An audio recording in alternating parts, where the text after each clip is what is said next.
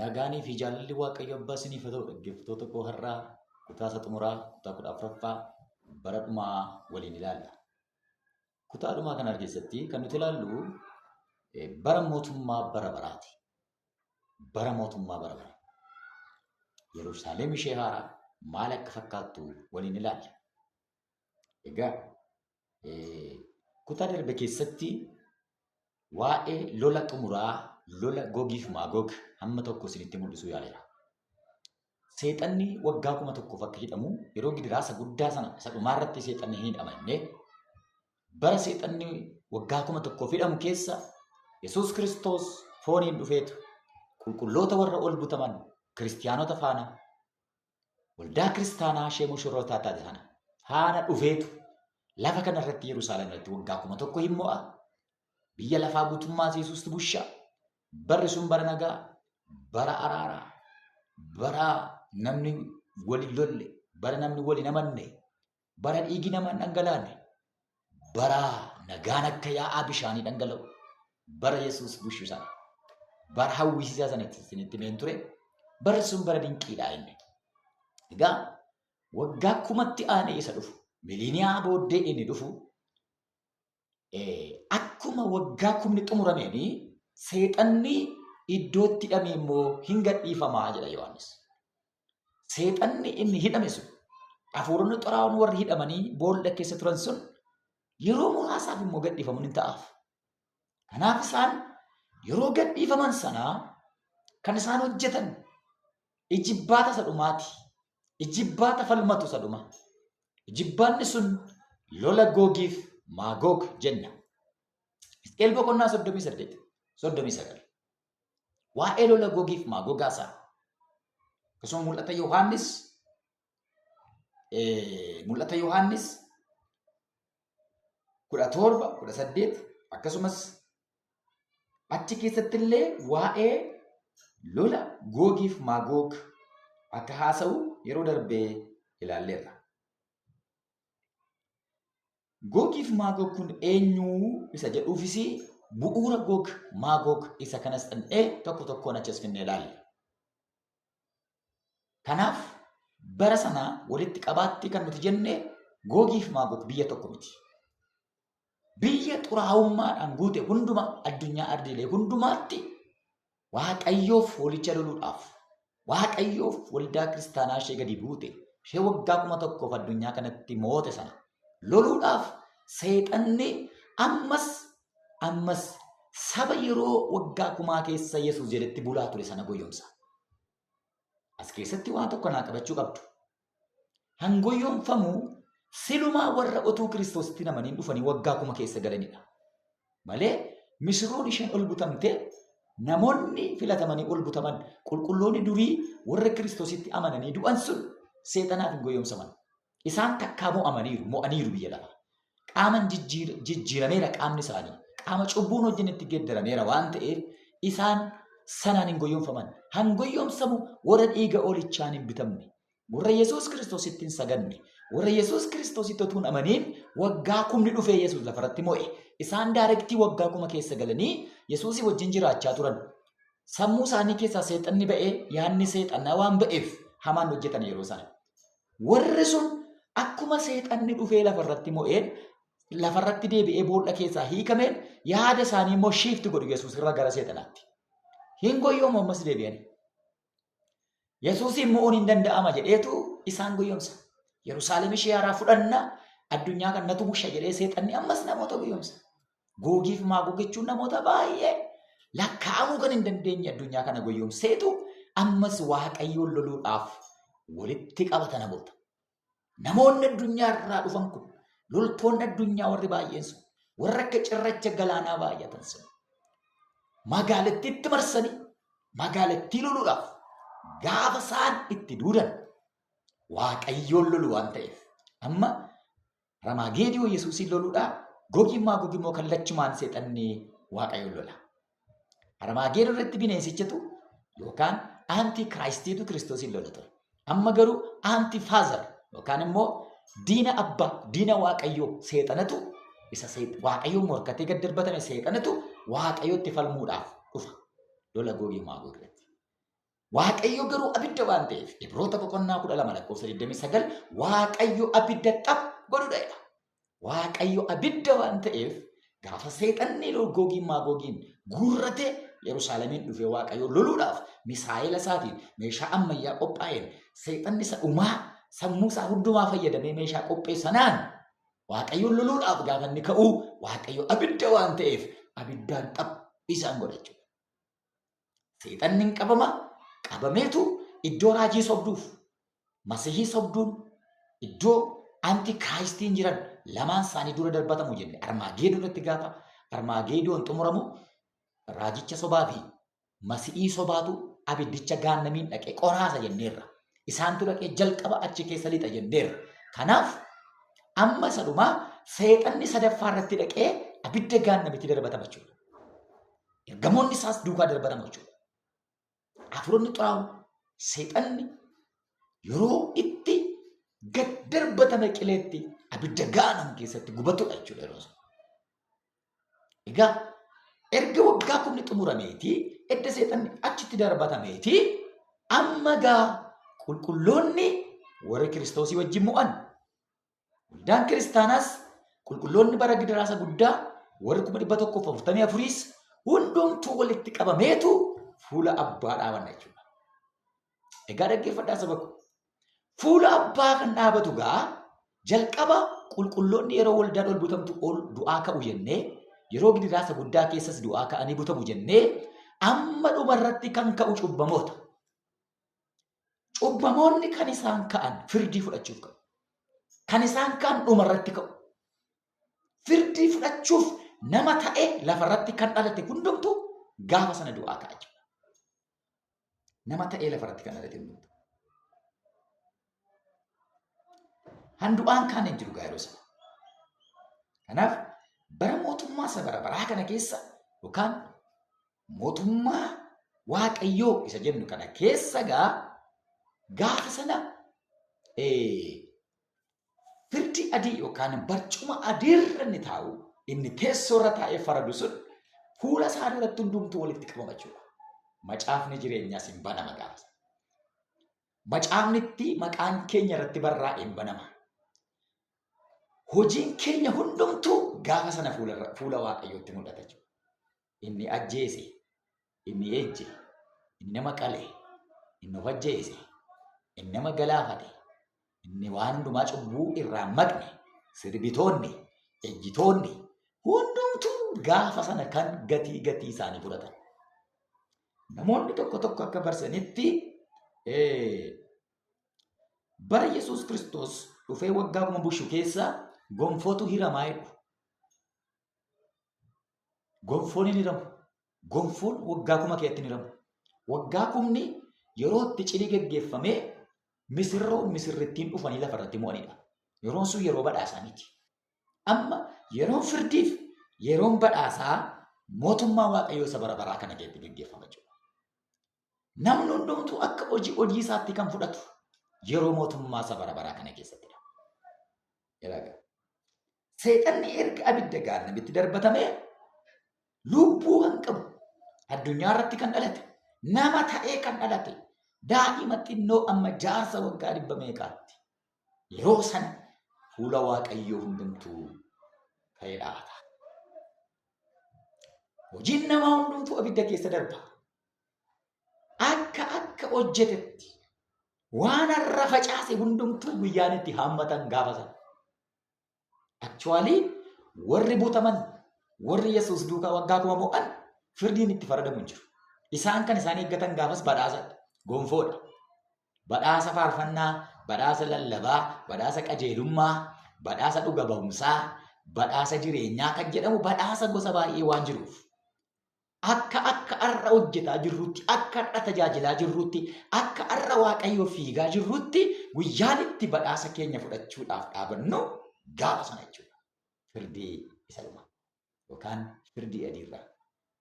Barcuma firdii adiirra gaafa inni taa'u amma libsuu ijaatti addunyaan kun fuula isaa duratti argamti. Isa booddee hojii nama hundumaa miijanarra kaayee ilaala. Hojii nama hundumaa abiddarra qabee ilaala. Abidda keessa warra darbe, gara jireenya bara baraatti. Abidda keessatti warri hojiin isaanii gubate. Abidda keessatti warri darbuu dadhaban. Gooftaan Yesuus Maatewos boqonnaa 25 keessatti warra re'oota gara bitaa koo, hoolota gara mirga koo inni jedhe gaafa sana dhaga. Hoolonni mirgaan, re'oonni bitaa dhaabachuun gaafa sana dhaga. Warri amane, warri amanne gaafa sana dhaga. Warri gaaronniif, warri hamoonni gaafa sana dhaga. Qajeelonniif, jalloonni gaafa saddaan qoodamu. Seexanaaf kan Waaqayyoo gaafa saddaan qoodamu. Guyyaan sun guyyaa addaan qoodditiiti. Seexanni kan isaa fudhatee abiddatti galuudhaaf, Yesuus kan isaa fudhatee jireenyatti galuudhaaf gaafa sana kan adda addummaan dhufu. Gaafa sana qoodiinsi kan dhufu. Har'a wal makneerra. Har'a walii wajjin deemaa jirra. Har'a hundumtuu wal faana fiigaa jira. Har'a inni bukee Yesuus faarfata. Har'a inni akka barbaade raaja, akka barbaade dubbanna. Waltajjii irra baanee waan barbaanne hojjennamti jira. Guyyaan tokko jira garuu. Ifama guyyaan tokko jira garuu. Guyyaa qajeelaaf jal'aan adda fo'amu. Guyyaatti hamaaf gaariin adda fo'amu. Guyyaatti namni dhugaaf namni sobaa adda fo'amu. Guyyaatti raajii sobduuf raajiin dhugaan adda fo'amu. Guyyaatti tajaajilaa sirriif tajaajilaa foorjiin adda fo'amu gaafa sanadha. Gaafa sana miliquun hin danda'amu. Gaafa sana nama Yesuus Kiristoos jalaa miliquun, abbaa jalaa miliquun hin danda'amu. Inni leenca Yihudaati. Inni ijjis akka barbadaati. Inni waan hundumaa beeka. Inni waan hundumaa arga. Erga namni du'ee booddee jedhee Yohaannis hojiin sammuu isa duukaa deema jedha. Hojiin nuti hojjenne hundumtuu harkifamee nu duukaa dhufa gaafa sana. Akka iskiriiniitti fuula isaa dura dhaabbata hojiin keenya. Waan har'a facaasaa jirru gaafa sana biqila ga'a. Gaafa sana haamama ga'a. Gaafa sana harka guutee hammata qajeelaan. Qophaa'aa nama Waaqayyoo. Inni irra dadhabaa jirtu wangeelaaf. Inni dhugaadhaaf jettee miidhamaa jirtu. Inni qajeelummaadhaan hojjechaa jirtu. Nakka hir'atu jettee lubbuu kee inni fiigaa jirtu. Ayizooti waan gaarii facaasaa jirta. Waan sirrii facaasaa jirta. Waan dhugaa facaasaa jirta. Waan sii biqilee bodija sii godhatu facaasaa jirta. Waan jireenya bara baraa keessatti gonfoo si badhaasu facaasaa jirta. Itti adeeme fuulduratti duubatti hin deebi'in. Haala laaltee duubatti hin deebi'in. Bara laaltee duubatti hin deebi'in. Nama laaltee duubatti hin deebi'in. Sobdoota laaltee duubatti hin deebi'in. Guyyaa sanaa kan addaan fo'amnu. Guyyaa sanaa warri raajii dubbatan sirriitti. Guyyaa sanaa warri lallaban sirriitti. Guyyaa sana warri dhugaan faarfatan gaafa isaan badhaafaman. Guyyaanni tokko boo'u. Guyyaanni tokko gammadu. Guyyaa tokko ilillee. Guyyaa tokko immoo gadadoo. Guyyaa sanadha. Guyyaa sanadha. Guyyaa namni wayyoo jedhe dhalachuu isaa balaaleffatu guyyaa sanadha. Warri har'a baacan. Warri har'a qalladan. Warri har'a wangeela kana biizinasiitti geeddaratan. Warri lafa irratti jireenya dabarsan. Warri lafa kana irratti waan gaarii argaa jiran. Guyyaan gaabbii guyyaa sanadha. Guyyaa firdii bara baraa.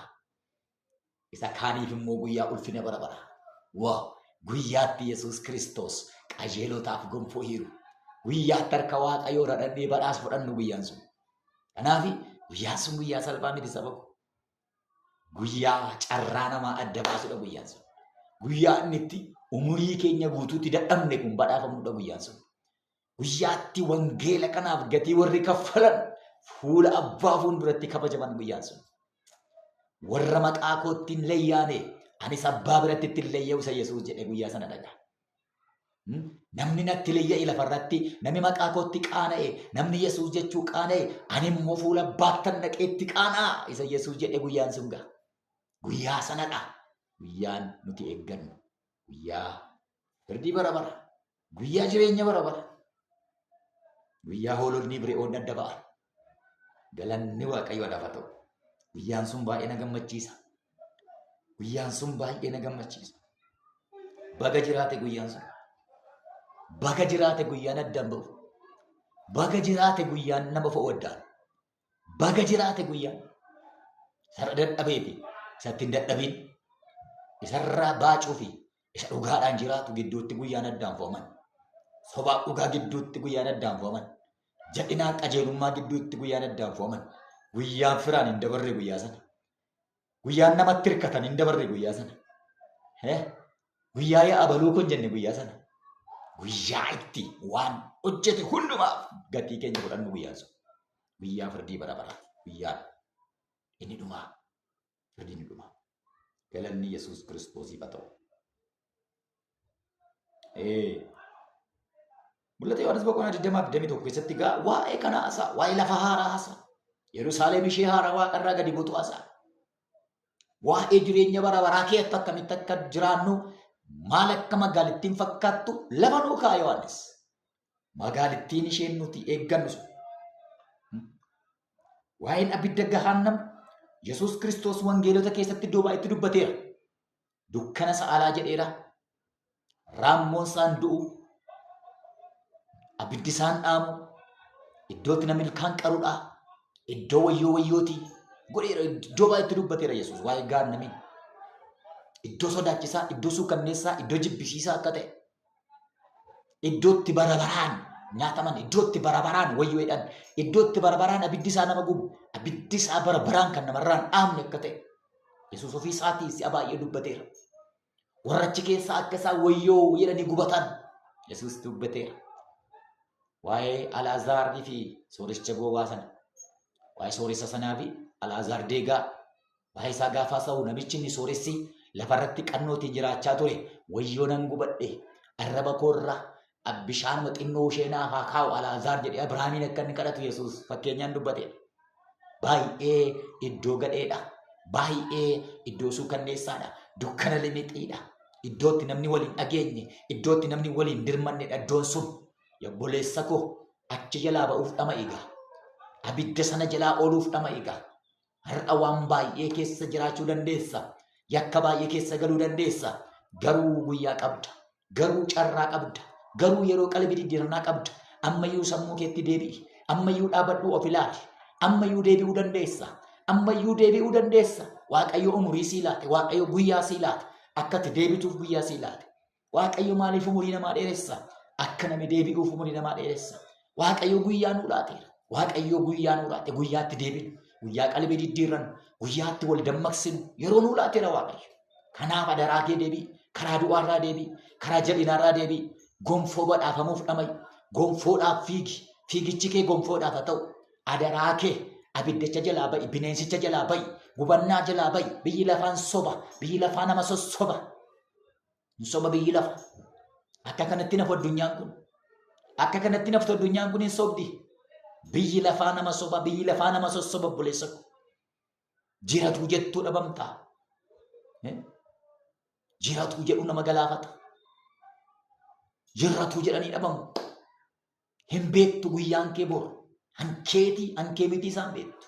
Guyyaa boru akka jiraannu hin beeknu. Har'a garuu guyyaa qabna. Guyyaa deebi'uu qabna. Guyyaa qalbii diddiirrachuu qabna. Guyyaa jireenya bara baraaf qophaa'uu qabna. Mootummaa Waaqayyoo isa bara baraa keessatti yaadatamuudhaaf. Mootummaa Waaqayyoo isa bara baraa keessatti badhaafamuudhaaf. Har'a waa kaawwadhu.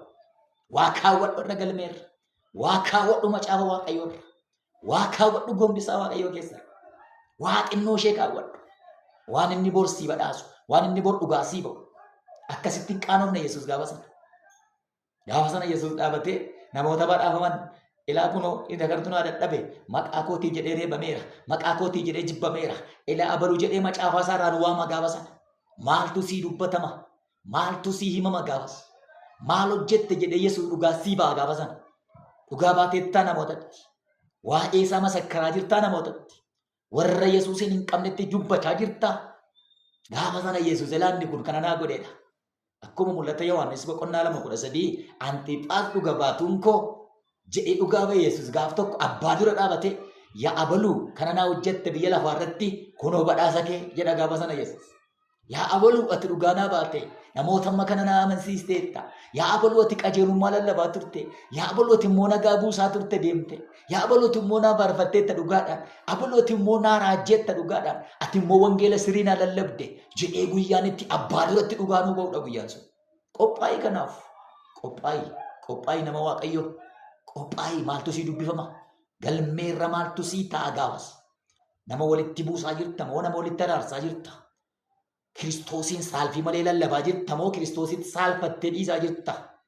Dhugaadhaan lallabaa jirta moo jireenyuma har'aa ishee amma libsuu ijaatti dabartu umurii waggaa 70 jettee shawwadamaa jirta dhiisi. Maaltu sii dubbifama gaaf tokko yeroo hundumaa kana yaadi. Gaaf tokko maaltu sii dubbifama fuula Waaqayyoo duratti? Maaltu sii dubbifama? Maal kaawwatte galmee Waaqayyoorra? Maal kaawwatte akkaawuntii Waaqayyoorra kan gaaf tokko achiisii fuudhamu? Maaloo sittan iyya. Maaloo adaraa kee wanti dubbifamu tokko kaawwadhu galmeessifadhu galmee Waaqayyoo irratti. Galmee Yesuus Kiristoos irra waa kaawwadhu. Gaafa sana achii fuudhee si dubbisan. Waan hin caaffatiin si dubbisuu hin danda'u. Waan ati hin hojjetiin si himuu hin danda'u gaafas. Inni akka namaa miti inni hin sobu. Fira kee waan taateef siin looguun akka sarraa miti.